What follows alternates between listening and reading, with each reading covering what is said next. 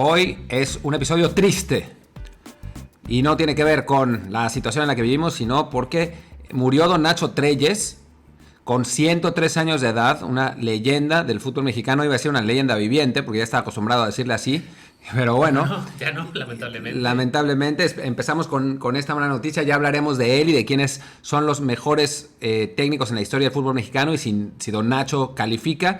Pero bueno, hay más cosas. Yo soy Martín del Palacio. Yo soy Luis Herrera. Y esto es Desde el Bar.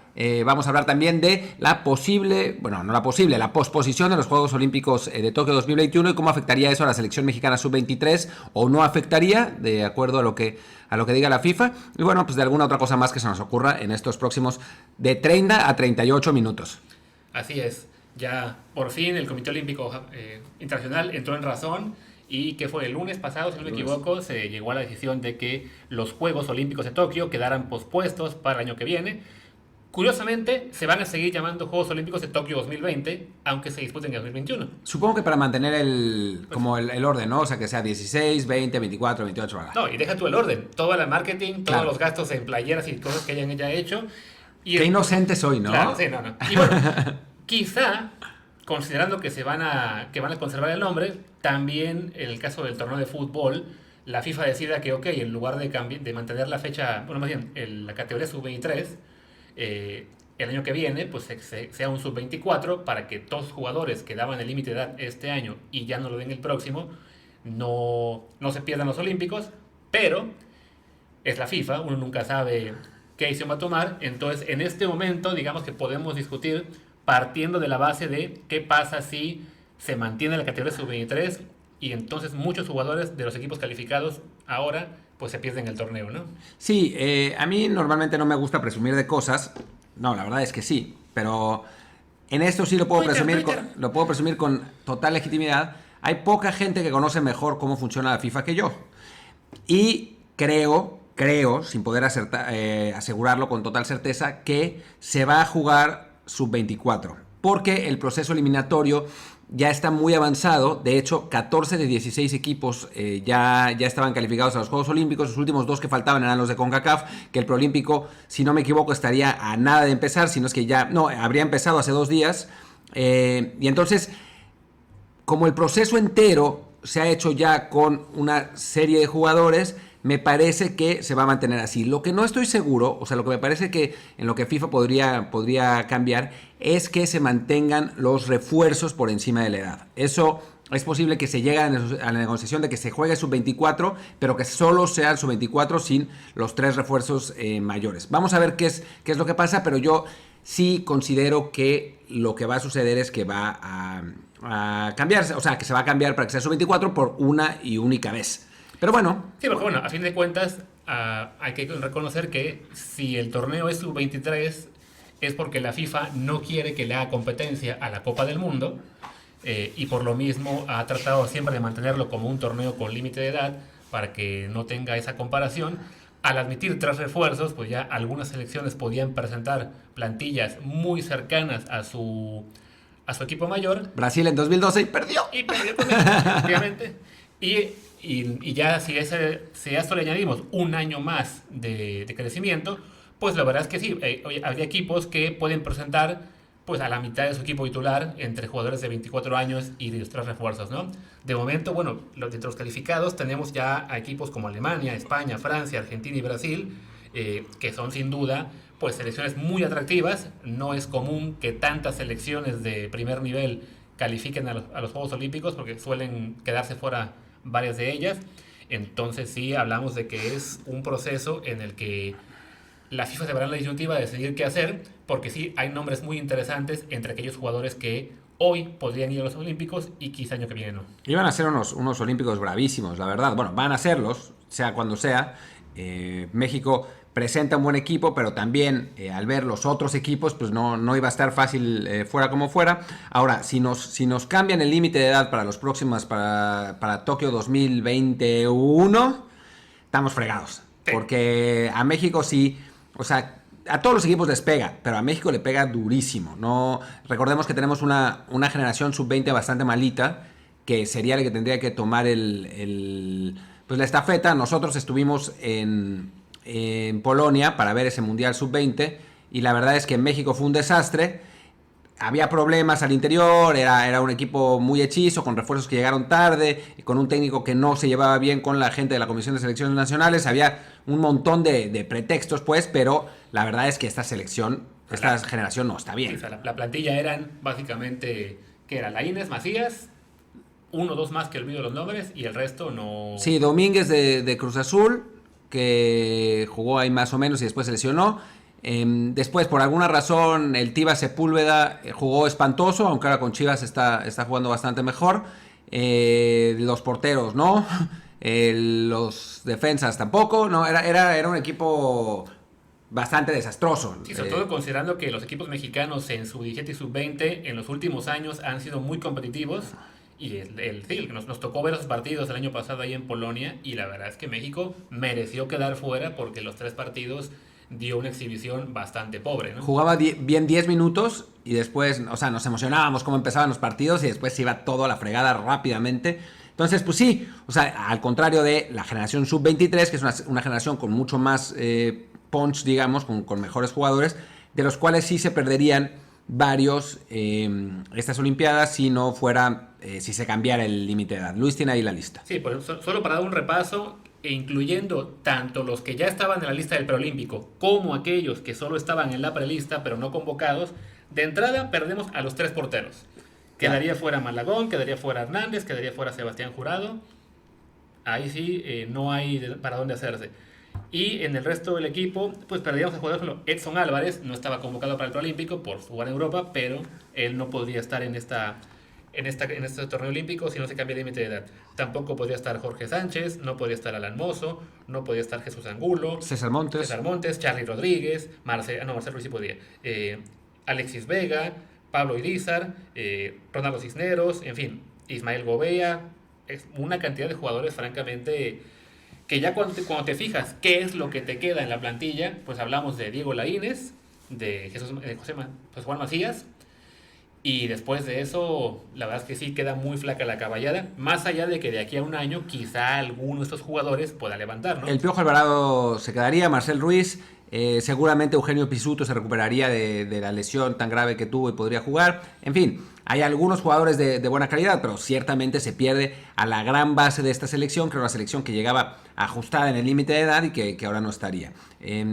También, a ver, México obviamente no es el único país que pierde jugadores, ¿no? O sea, digamos que la estrella que más se pierde es Lautaro Martínez de Argentina, aunque estaba por verse si jugaba a los Juegos Olímpicos porque podía jugar la Copa América con la mayor, era posible que la jugara, pero digamos de los que daban más la edad era él, y obviamente Kylian Mbappé, que quién sabe también si fuera convocado por Francia, pero digamos que daba la edad para eso, ¿no? Sí, no, de hecho apenas hace unas semanas había reportes de que la Federación Francesa efectivamente quería que él quería jugar y pues obviamente era el Paris Saint-Germain el que se oponía.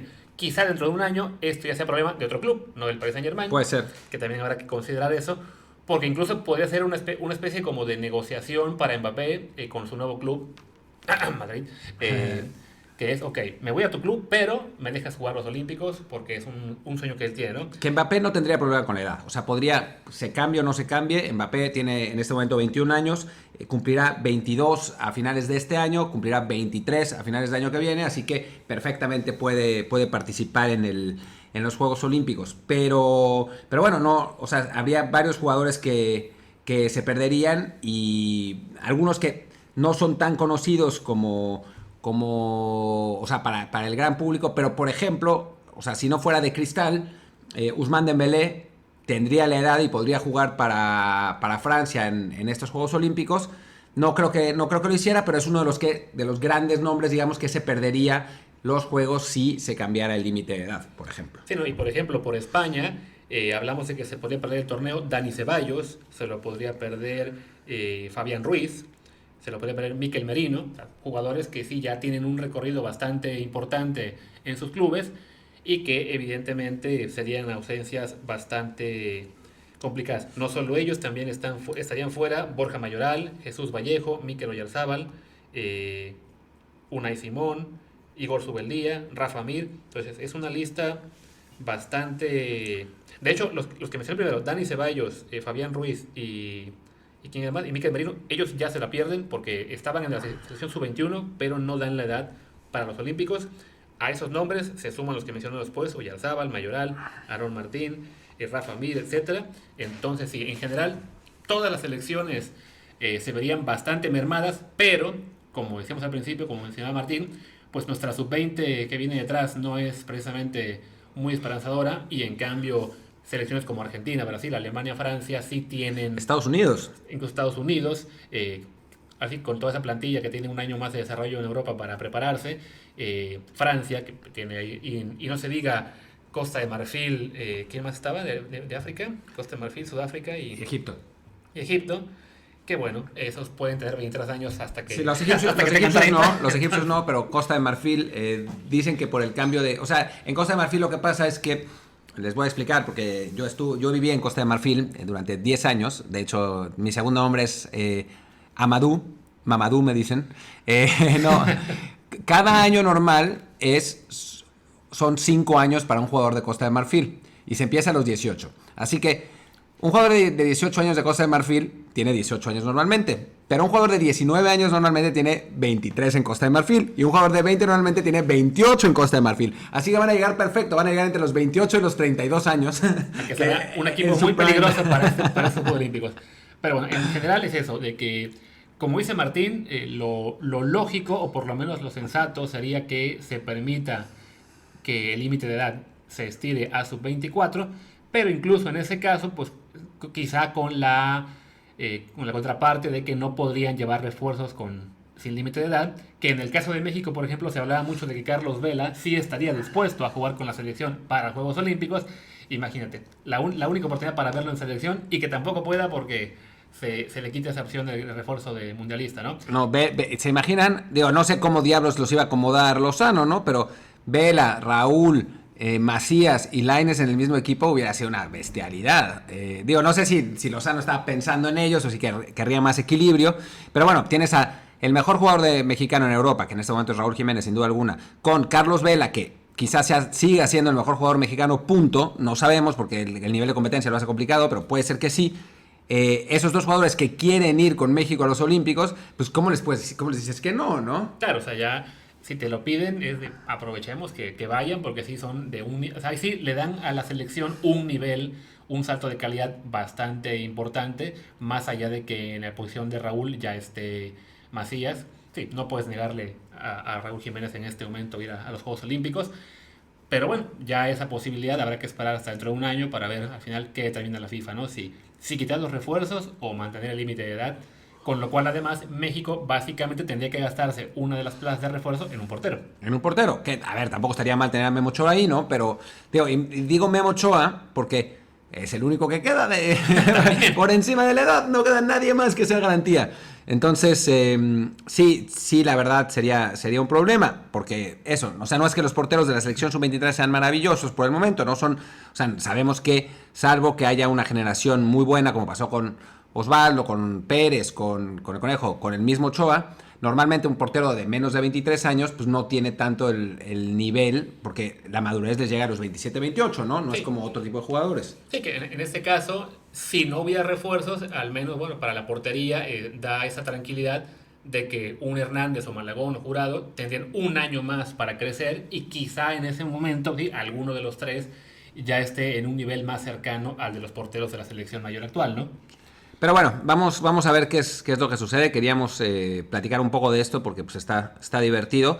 Ya, lamentablemente, habrá tiempo para ver qué onda con eso. También para ver qué onda con los otros deportes que tenían selectivos que todavía no estaban completos, y ahora pues, vamos a tener que esperar a ver qué pasa. Sí, para ver qué atletas que llegaban ya muy justos de edad a estos Olímpicos, quizá el año que viene les sea aún más complicado actuar.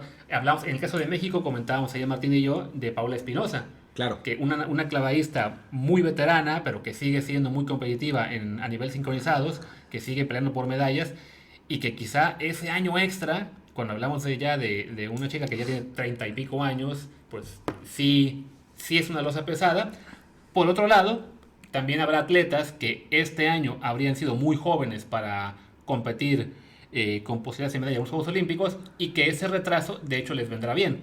que además les abrirá esa oportunidad única de tener 2 Juegos Olímpicos en un lapso de 3 años. Entonces, será curioso ver cómo influye este cambio de fechas en el legado de algunos atletas, ¿no? Sobre todo de aquellos que, siendo muy jóvenes en 2020, quizá en 2021 tengan ya ese nivel suficiente para competir.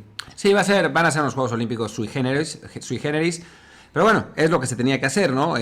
Los japoneses dudaron muchísimo por cuestiones comerciales, por cuestiones de organización, se resistieron lo más que pudieron, pero al final de cuentas cuando Canadá y Australia dijeron que no iban a mandar atletas, entonces ya se quedó realmente claro que no se iba a poder. Y no era tanto porque Japón no pudiera garantizar la seguridad de los atletas, que ellos insistían en que sí, es que la preparación de dichos atletas en sus propios países se veía muy complicado porque casi todo el mundo está cuarentenado. Sí, hay niveles distintos de cómo se ejecuta la cuarentena. En algunos países, por ejemplo Alemania, sí permiten que la gente salga a la calle a hacer ejercicio, pero en otros, como el caso que vimos nosotros en España, no es un motivo válido para salir. Entonces sí, evidentemente el nivel de preparación de un país a otro sería muy distinto, lo cual pues le quita a los juegos buena parte de su espíritu, ¿no? Que es una competencia pareja entre los países.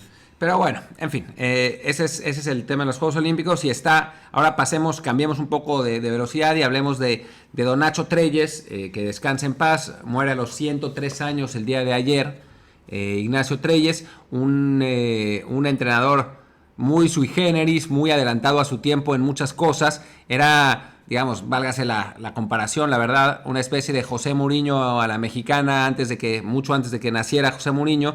Era un entrenador que era predominantemente defensivo, que valoraba el orden, que era muy táctico, muy inteligente tácticamente, y que también sabía exprimir toda una suerte de recursos que bordeaban lo antirreglamentario para darle ventajas a su equipo. Yo tengo algunas anécdotas que me contaron, que conozco. Por ejemplo, una vez México jugaba la eliminatoria del Mundial 62 en el Estadio de la Sabana en Costa Rica, y cuando los jugadores salieron a calentar, los aficionados costarricenses empezaron a tirar proyectiles. Entonces los jugadores todos se metieron y los aficionados costarricenses siguieron aventando proyectiles todo el tiempo para no dejar salir a los jugadores mexicanos.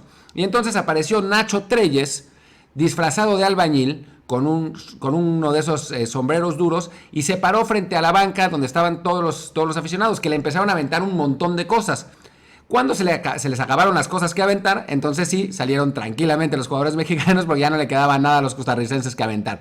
Varias veces don Nacho Treyes tenía en la mano otro balón que cuando la situación se le ponía complicada a su equipo, lo aventaba dentro de la cancha y obligaba a que el árbitro parara el partido.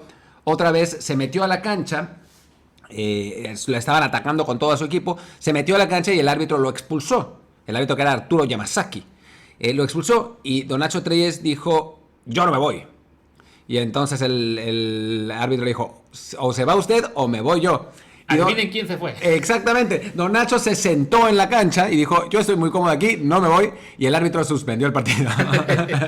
Y también, vaya, hay que también tomar en cuenta que estamos hablando de una era muy distinta. Claro. Sin duda los recursos que tenía Nacho Treyes en su época hoy se considerarían antideportivos en buena medida, pero bueno, era otra época, eran otros tiempos, era otra manera de ver el fútbol, y eso no quita que a nivel técnico, como entrenador, era un muy buen entrenador, que tuvo una carrera amplísima. Hablamos de que dirigió a nivel de clubes por 40 años. 40 años. Es el técnico más ganador en la historia del fútbol mexicano a nivel de clubes. Ganó 7 ligas con 4 clubes distintos. Y ligas de verdad, no torneos cortos. Así es, todas en temporada larga, todas eran de puntos, no ganó, según yo. No, ganó de liguilla. Sí, con liguilla ganó con Cruz Azul un par. Las 5 anteriores que ganó con Toluca, Zacatepec y el Marte. Imagínense, ganó con el Marte Morelos en 1954. Esas ligas las ganó en formato de puntos. También ganó 2 veces la Copa México. La segunda división la ganó con Zacatepec, con quien también fue campeón en primera. Los únicos títulos que tiene el club cañero fueron con él. Dirigió a la selección mexicana en 3 mundiales. La dirigió también en el 62, que justo hablamos en este podcast hace que fue 2 episodios, sí, de cómo ese equipo era quizá el mejor antes de la era moderna, por lo menos. Lo dirigió él, y también dirigió a la selección en 2 Juegos Olímpicos, incluyendo los de México 68, donde quedamos en 4.º lugar. Infaustamente quedamos en cuarto lugar. Mejor no recordar por qué en cuarto y no con medalla. Sí.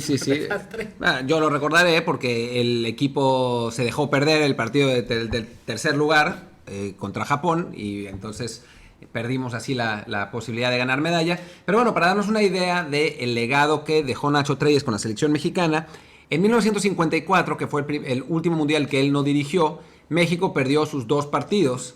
En su primer mundial, que fue en 1958, México consiguió su primer punto, o sea, fue goleado por Suecia y por Hungría, pero consiguió su primer punto contra País de Gales.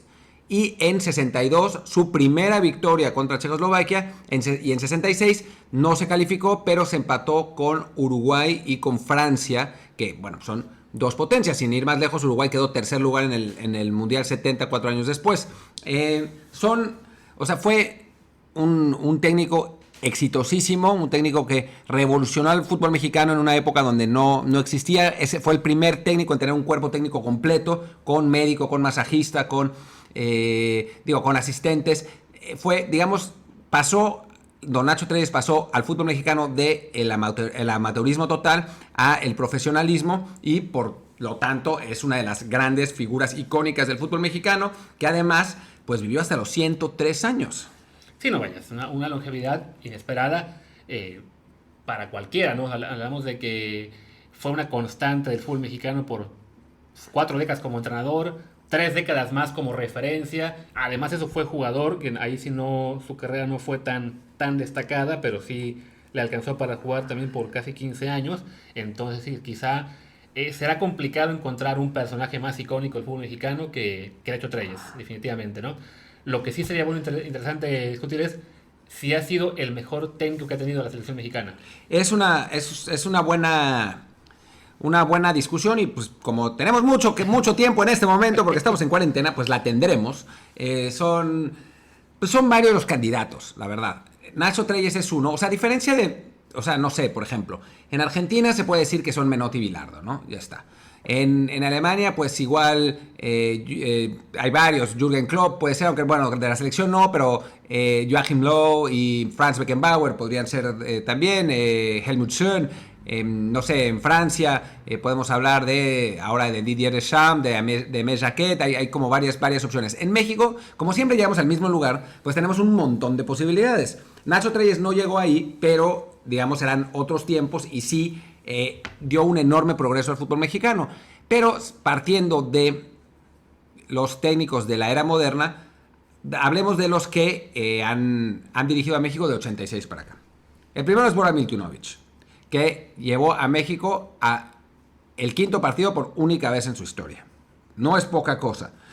Ganó su grupo, ganó el partido de octavos de final y perdió con Alemania en penales los cuartos de final. Así es la única selección mexicana que ha terminado una Copa del Mundo invicta técnicamente, porque no perdió ningún partido. Y después calificó a la selección mexicana a Francia 98, también invicta.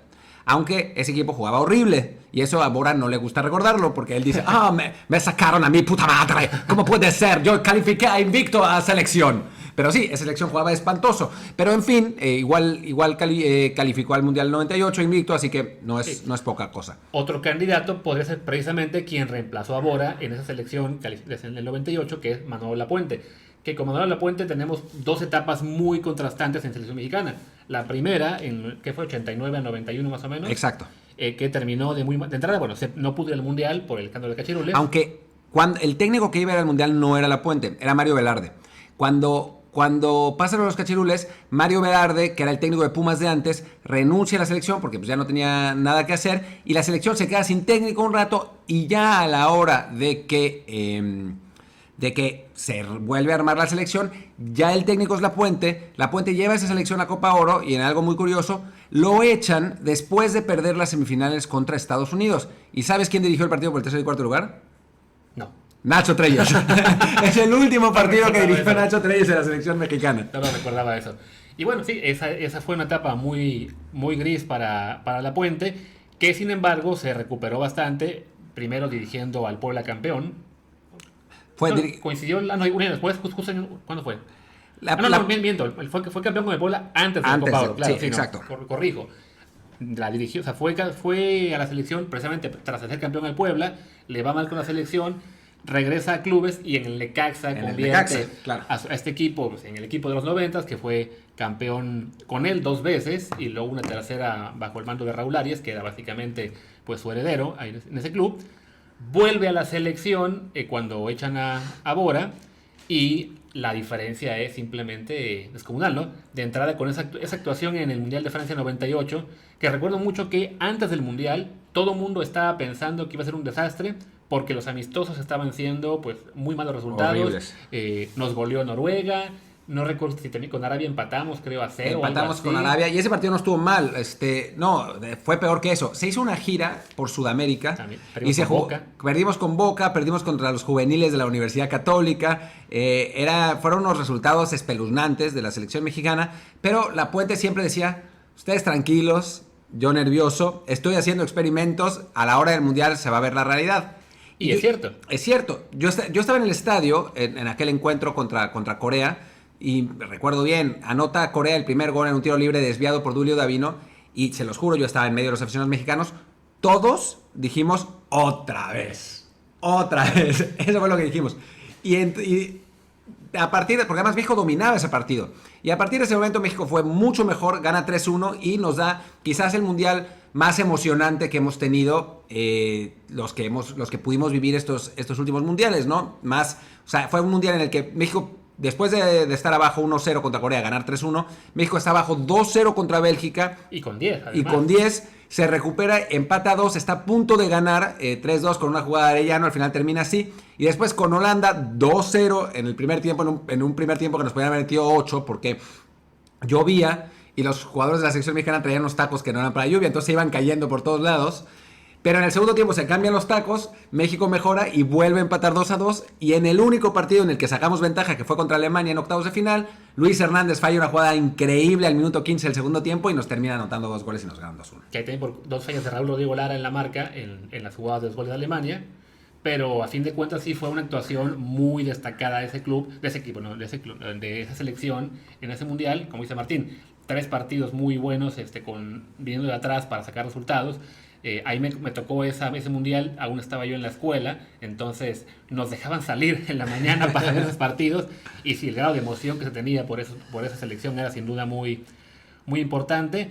Y yo creo que fue la primera vez que realmente sentimos el ya merito contra Alemania, sobre todo por el rival que era. O sea, contra Bulgaria nos dolió mucho en 94 porque pensábamos que Bulgaria no era nadie y cómo dejábamos ir ese partido, ¿no? Contra Alemania era una potencia absoluta que venía de ser campeón del mundo en los 90 y campeón de Europa en 96. Exacto. Entonces era una gran potencia, no creíamos que tuviéramos oportunidad de ganarle, pero veníamos de 3 juegos muy buenos para llegar a esos octavos. Y en el primer tiempo México jugó muy muy bien, se pone en ventaja, está esa jugada que menciona Martín, que pudo ser el 2-0 y cambiar la historia. Y la decepción tras darle la vuelta a Alemania al marcador pues fue grande, pero a la vez la sensación que había dejado el equipo fue sin duda muy importante. Y a eso le sumas un año después la Copa Confederaciones en casa, una copa muy a modo, hay que reconocer. Se nos puso el grupo... El grupo era ridículo. El grupo era ridículo. A eso le sumas que en el grupo opuesto Alemania fracasa y avanza a Estados Unidos a semifinales. Es que Alemania iba con suplentes. Sí. Alemania iba con suplentes y Brasil iba con un equipo sub-23, que bueno, era un equipo sub-23 que tenía a Ronaldinho y a Dida, por ejemplo, claro, a C. Roberto, tenía un equipo de muy buen nivel. Ahora lo busco, tenía otro jugador así que se volvió icónico después, pero era un equipo de muy buen nivel, pero muy joven, ¿no? Que después se vuelven los jugadores muy muy buenos. Y bueno, Brasil llega a esa final contra México. México pasa a las semifinales ganándole 1-0 a Estados Unidos dramáticamente con un gol de Cuauhtémoc ahí que medio lo empuja como puede. La gran figura de México, que era Luis Hernández, estaba lesionado. En su lugar jugaría José Manuel Abundis, que, dan un gran partido todos en la final contra Brasil. México gana 4-3 con un partido increíble de Cuauhtémoc Blanco. Y con eso México gana el que es hasta el momento su único título a nivel mundial. Hemos ganado un montón de títulos regionales, pero un título FIFA a nivel mundial ese es el único. Así que bueno, Manuel Lapuente tiene obviamente su mérito, y como el fútbol mexicano no deja de ser el fútbol mexicano, 4 meses después, Lapuente renunció. Sí. Casi que las típicas broncas internas que no dejan a la selección a la fecha. O sea, ahora mismo no sabemos todo lo que esté viviendo Tata Martino, pero sabemos que lo está viviendo también. Entonces sí, es una lástima porque aquel equipo de Lapuente dejó muy buenas sensaciones de 98-99, logró ese título.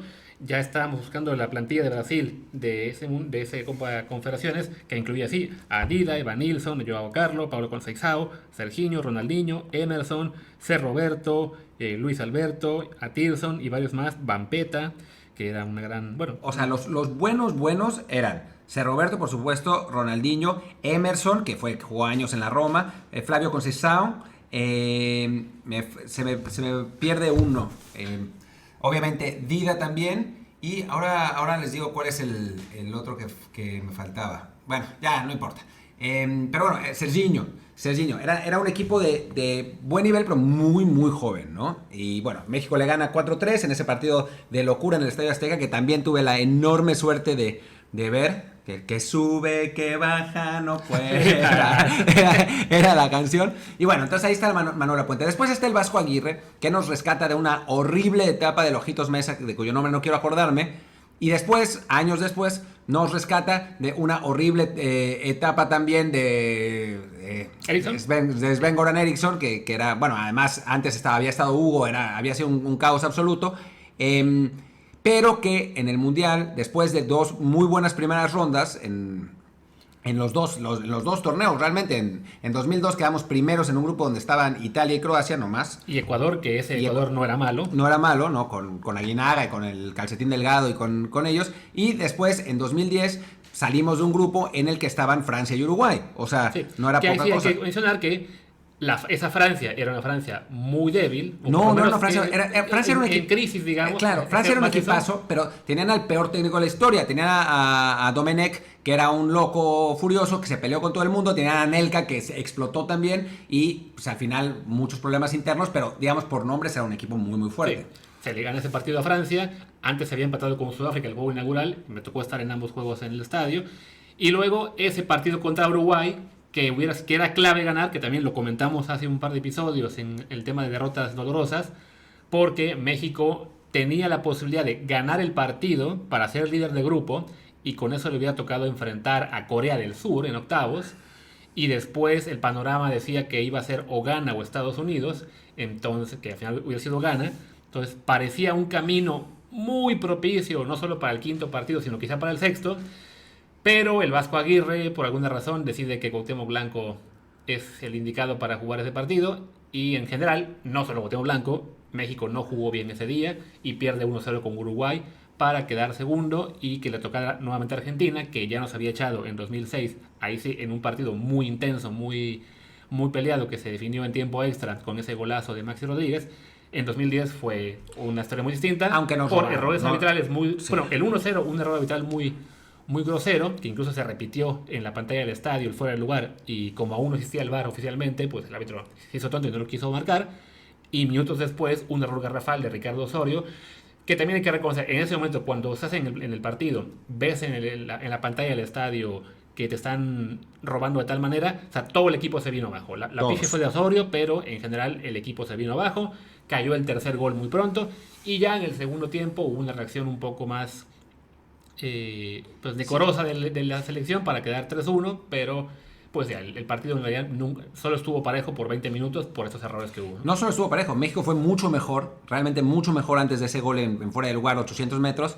Pero bueno, en fin, entonces ahí está el Vasco como otra propuesta. Después, pues se puede poner al Piojo Herrera, porque tuvo un muy buen mundial, aunque como todos los otros técnicos, cometió un error garrafal al sacar a Gio y meter a Aquino en 2014 y perdemos contra Holanda, aquel partido que también recordábamos hace...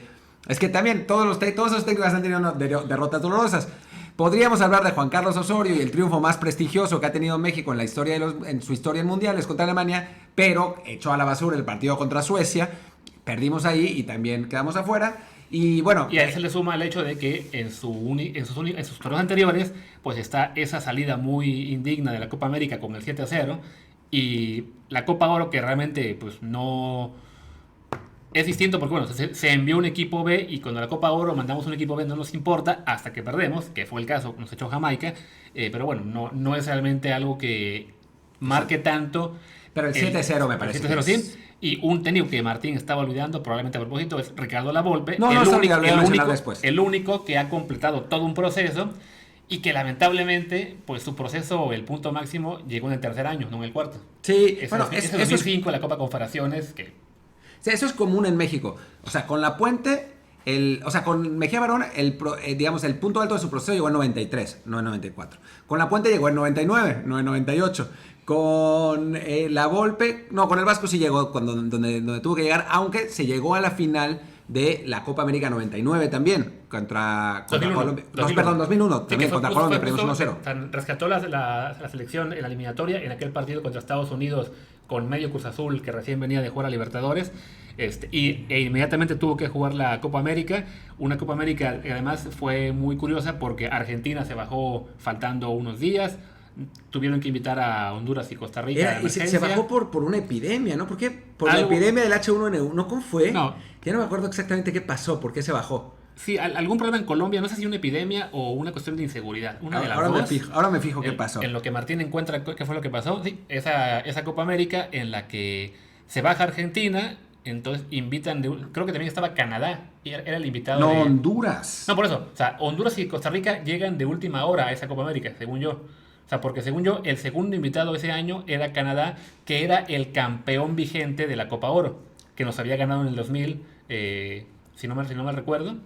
Quizás esté confundiendo años. Sí, yo creo que estás confundiendo años. O sea, a mí me suena que Canadá gana la Copa Oro en 2002, en 2003 con la Volpe de... No, 2003 es la que ganamos nosotros con, ¿cómo se llama?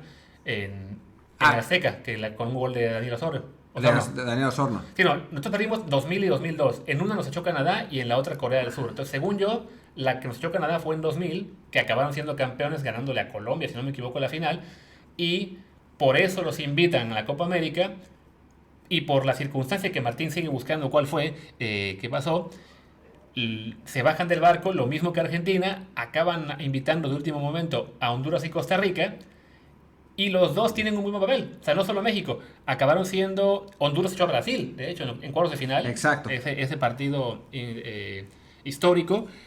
Y después le gana a Uruguay el partido por el tercer lugar. México había echado a Uruguay en semifinales. Costa Rica, no recuerdo ahora contra quién perdió, pero juraría que fue en cuartos de final.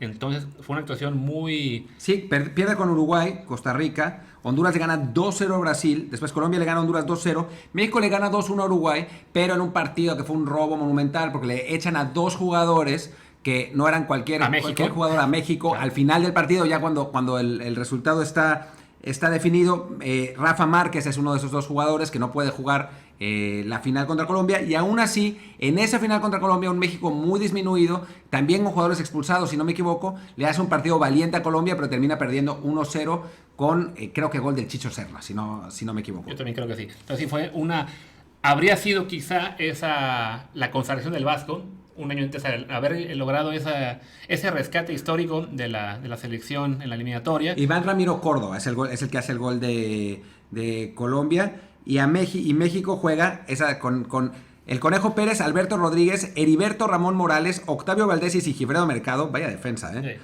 Torrado, Johan, Juan Pablo Rodríguez, Ramón Morales, Jesús Arellano y Jared Borghetti. Y después echan a Aguirre al 36, a Juan Pablo Rodríguez al 79 y a Gerardo Torrado al 91. O sea, un despropósito que al final, bueno, es un gran resultado del Vasco Aguirre. Y para volver al tema en el que estábamos y dejar de divagar, el pico de esa selección llega en 2001, quizás no en 2002. Que ya encontré por qué se bajó Argentina, que fue que había un conflicto armado en Colombia con las FARC, bueno, a la fecha. Entonces, Pero fue un pretextazo, ¿no? O sea... Sí, porque al parecer hubo el secuestro de un dirigente deportivo. Entonces, Sí, hubo. Bueno, en fin. Era una de casos así. Una situación política ahí absurda. Pero en fin, volviendo al tema, en 2001 entonces llega el tope de ese equipo de Aguirre. En 2000, en las confederaciones de 2005 es el tope del equipo de la Volpe. Suele pasarle a México que sus mejores momentos son en otros años. En la selección de México en 2011, ya con el Chepo de la Torre, es muy superior a la de 2010, esa selección que gana la Copa Oro 4-2 con el famoso Firma Gio. Es un equipo muy potente y después se derrumba terriblemente, pero bueno, ya divagamos un montón y no tiene sentido. La idea era ver quién era el mejor técnico en la historia de la selección mexicana y es el momento de que votemos. Como solo somos dos, entonces pues seguramente vamos a quedar empatados, pero... Y entonces el voto de calidad lo tiene el que cierra el programa y que diga la última palabra. Además es posible que votemos por el mismo, ¿eh? Ahora que lo pienso, lo decimos a las 3. Yo voy a decir 1, 2, 3 y lo decimos. 1, 2, 3. La Puente. Sí. Efectivamente, creo que ese logro en las confederaciones y esa muy buena actuación en la Copa del Mundo en 98 son logros que es muy complicado igualar. Sobre todo porque, bueno, a fin de cuentas, a nivel títulos importantes para México, solo tenemos los Juegos Olímpicos de 2012, que fueron de Luis Fernando Tena, que después duró un partido a cargo de la mayor en aquella labor de bomberazo, o las Copas del Mundo Sub-17, que pues ganaron Jesús Ramírez y Raúl Gutiérrez, y ninguno de los dos ha tenido una carrera importante a nivel de clubes, o con la misma selección, que Chucho Ramírez la dirigió de forma interina unos partidos, ¿no? Sí, la dirigió un par de partidos de forma interina, pero tampoco, bueno, nunca le dieron la mayor posibilidad y tampoco lo logró a nivel de clubes. Raúl Gutiérrez ha ido navegando en la mediocridad en equipos de primera y del ascenso. Su última referencia fue con el Atlante en el ascenso. Y sí, y bueno, son torneos con límite de edad, ¿no? El único torneo mundial que se ha ganado sin límite de edad lo gana Manolo Lapuente en la Copa Confederaciones, sí es el de local, sí es a modo, pero a final de cuentas esa copa está en México y además ya no habrá más Copas Confederaciones, así que bueno, con la pena, sí. Ahí se quedó. También ganó una Copa Oro, de hecho. También ganó una Copa Oro. Tuvo un tercer lugar en Copa América en 99 también, con una muy buena actuación de la selección en esa edición. Si no me equivoco, fue la que me acuerdo mucho que llegó a Torrado, que fue el año en que él era un pobre desconocido, pero que le gustaba La Puente y acaba metiendo el gol con el que le empatamos a Perú, si no me equivoco, y que lo ganamos en penales. Sí, de hecho, lo que pasa es que la selección mexicana sub-20 llega a semifinales en ese mundial. A cuartos de final, tienes razón. Le gana 4-1 a Argentina. Era la generación de los Juan Pablo Rodríguez, Cesario Victorino, Rafa Márquez, Gerardo Torrado. Esos llegan a cuartos. Y entonces se confían. Sí, claro, se confían y pierden con Japón. Regresa a esa selección y La Puente decide llamar a dos jugadores. Uno, Rafa Márquez, que todos sabíamos que era un crack, que ya iba rumbo al Mónaco, o sea, ya estaba. Y el otro, Gerardo Torrado, que nadie tenía la menor idea de quién era. Exactamente. O sea, era el capitán de esa selección sub-20, no era Márquez, era Torrado. Y no juega ni un solo partido en la Copa Confederaciones. Y de pronto La Puente lo empieza a meter en la Copa América y la gente empieza a decir, bueno, mira. Algo le dio. Y dio la casualidad, ese partido contra Perú, van a ver un partido en el que estábamos confiados en que les íbamos a ganar, porque si no me equivoco, ya los habíamos echado, en 93, por ejemplo, claro. ese golazo de Sague. Entonces decimos, es Perú. Y Perú nos hizo partido y por poco nos gana, pero se empata muy cerca del final con ese golazo de Torrado. Entonces, detalles como ese, resultados, el título de la conferencia, creo que sí, La Puente es... en este momento... Si fue la Copa América 97. No, 9. La 97, sí, 97 todavía la dirigió Bora. Sí, cierto, tienes razón. Sí, o también llegamos a semifinales en esa Copa América. Y también nos robaron. Y nos robaron el innombrable Epifanio. Eso a nadie se le olvida. Nos la robó Bolivia. Ya podemos recordar otros robos en un episodio nuevo, porque sí creo que es hora de que digamos basta. Ya estamos llegando a los 3/4 de hora.